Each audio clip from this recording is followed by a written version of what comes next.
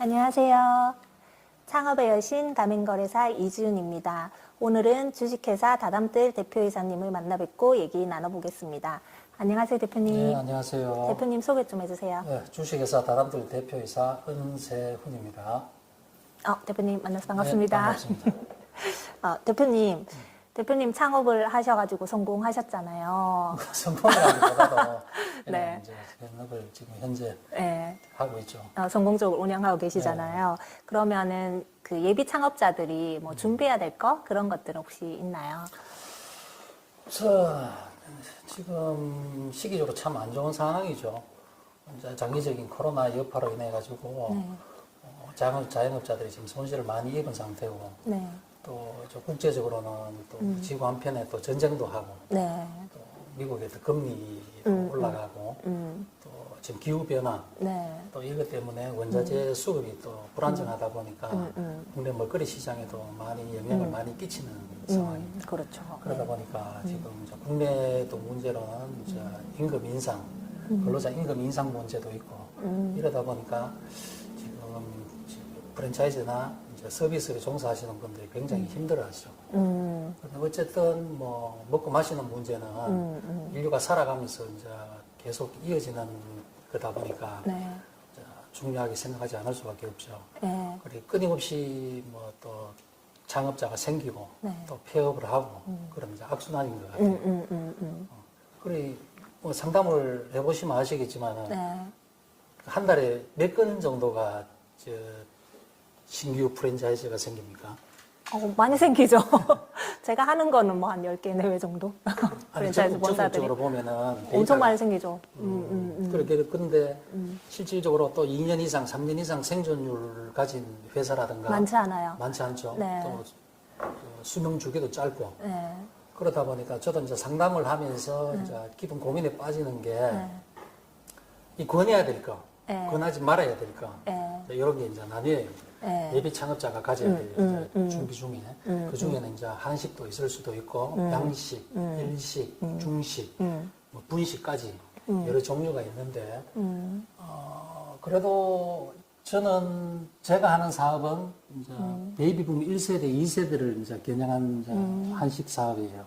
한식을 기반으로 한 사업이다 보니까 갈수록 이제 고령화되는 사회에 연령층이 높다고 봐야 되죠. 그런데 지금 보면은 이제 인류가 이제 연령이 점점 감소하고 인구가 적다 보니까 젊은 층을 상대로 해가지고 이제 창업하는 그런 케이스가 많은 편인데 그리 시장이 전망이 밝지만은 않다.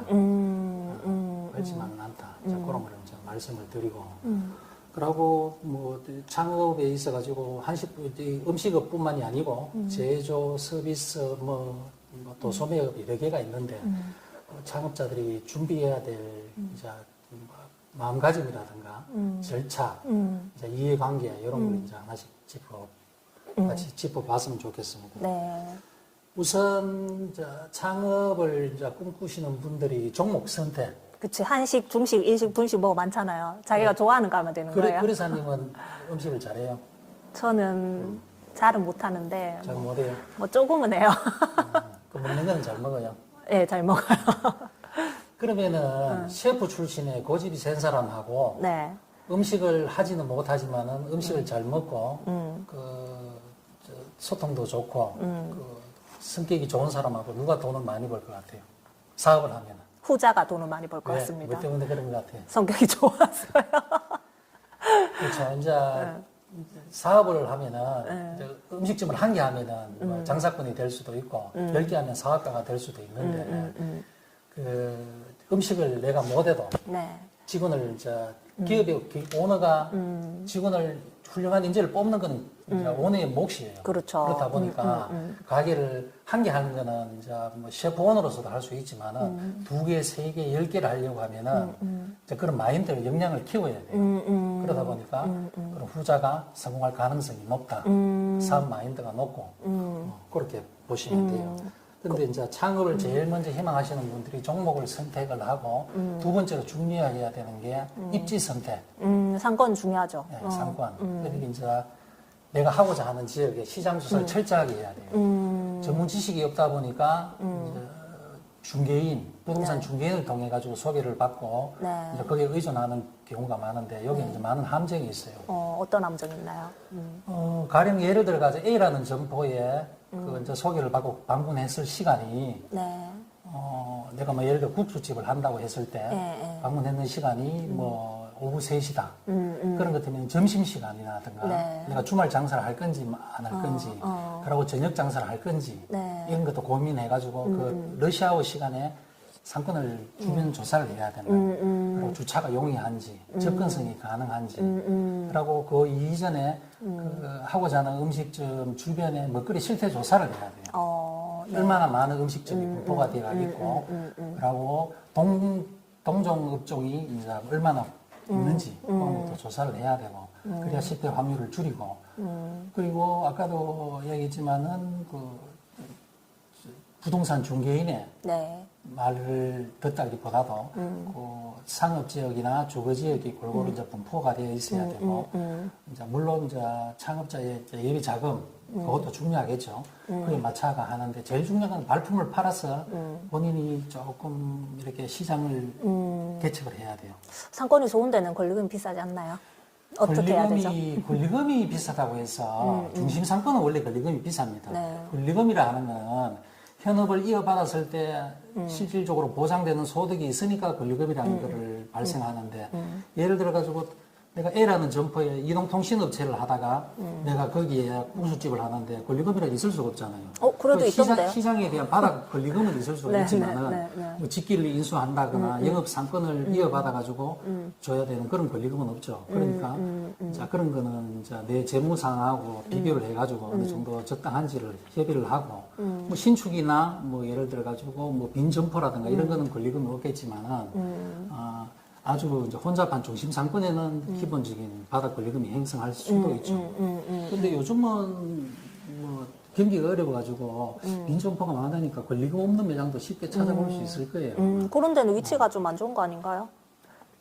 그러니까 위치가 안 좋다는 개념이 상권이 안 좋은. 상권이 안 좋다는 게 그거는 이제 본인이 판단을 해서 안 되고 쉽게 이야기해도 나 같으면은 그게 이제 내 지역일 수도 있고 타 지역일 수도 있잖아요. 네.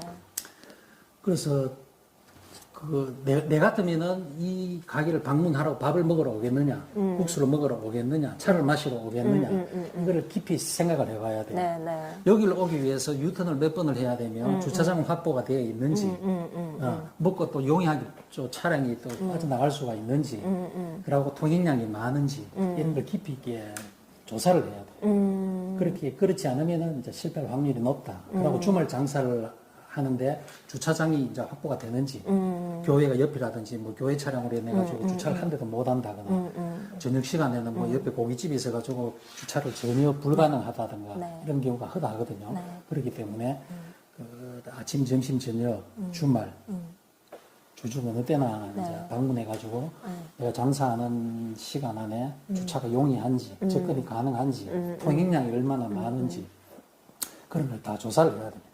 조사를 하고 그래야 이제 실패할 확률이 줄죠. 그리고 이제 세 번째 또 계약서. 계약서를 굉장히 잘 써야 되는 게 계약서가 보통 지금은 소비자 임대보호차 임대 그 보호를 받기 때문에 10년은 할 수 있죠. 맞아요. 할 수 네. 있는데 네. 집주인은 10년을 안 해줍니다. 10년을 안 해주기 때문에 보통 2년 내지 3년 그 이후로는 계속 갱신하죠. 갱신을 해가지고 이제 월세 올리고. 월세를 올리도록 네. 되어 있죠. 네. 그래서 항상 해당 공인중개사를 통해 가지고 저 서류도 건물의 담보 사항도 파악도 해야 되고 그리고 정확하게 명시를 해야 돼요. 어떤 거를요? 몇 년 뒤에 얼마만큼 인상을 하겠다. 근데 우선 급한 마음에 계약을 했다가 또 나중에 되면은 장사라는 게 더 잘 될 수도 있고 안 될 수도 있잖아요. 그러니까요. 그러니까 거기에는 특약사항에 항상 명시를 해야 돼요. 영업 중에 뭐 일신상의 이유로 제3자에게 양도시 현업을 그대로 승계를 해주겠다는 조건을 단다든지 그리고 이제 우리 같은 대형 매장들은 또 뭐가 문제인가 하면 환산보증금이 넘어가요. 지방에는. 네. 그래서 그거를 특이하게다 명시를 하지 않으면은 그게 임차인이 마음대로 저거를 월세를 올릴 수가 그렇지. 그렇기 때문에 그래도 나중에 되면은 이제 소송에 관한 또 그런 불이방함이 생길 수도 있으니까 네. 이제 그런 건 특별히 명시를 하는 게 좋다. 그래 계약서가 굉장히 중요해요. 10년을 하더라도. 그렇죠. 월세가 보통 2년 계약하고 3년 차부터 계속 이래 5%씩 10%씩 올리잖아요. 계속 올리잖아요. 그렇기 때문에 나중에는 월세가 눈덩이처럼 불어나게 돼 있어요. 그러니까요. 예, 예. 자, 그런 이유 때문에 종목 선택도 중요하고. 근데 이제 음식업을 굉장히 쉽게 생각하시는데 그렇죠. 주변에 선이 보면은 이런 게 있어요. 시장을 냉정하게 바라봐야 되는데 저도 개인적으로 가는 뭐 식당을 하지만은 자주 가는 음식점이 있고 그 거래사님도 좋아하시는 식당 있잖아요. 전 다담때 한식 뷔페 좋아합니다. 근데 사람들이 이제 냉정하게 바라보는데 이렇게 주변 지인들이 있으면은 나는 저기 별론데 왜 저기 사람 많은지 모르겠다. 그런 데들 있어요. 간혹 있어요. 있죠. 예, 많죠. 예, 예. 내 입맛에는 별론데 왜 저기는 사람 많지? 왜 그럴까요? 왜 그렇죠? 그런 거 본인이 잘못된 거예요. 제 입맛이 잘못된 거예요. 본인이 잘못된 거예요. 그걸 인정을 하지 않는 거예요. 그건 대중성이 없다는 거예요. 이런 분들은 장사를 하면 안 돼. 예, 안 하겠습니다. 안 하면 돼. 분명히 대중이 좋아하는 무언가가 있어요. 그렇지. 접근성이 좋다든지, 음식이 맛있다든지, 주인이 친절하다든지, 그 외에 기타 뭐 인테리어가 좋다든지, 이쁘다든지. 고객이 좋아할 만한 요소를 분명히 가지고 있는데 그걸 인정하지 않는 거예요. 본인이. 그러니까 본인은 그 대중성을 벗어난 인물이에요. 벗어난 인물이에요. 그러니까 100명이 다 맛있다고 하는데 나는 별로야 하는 분은 식당을 하지 않는 게 좋다.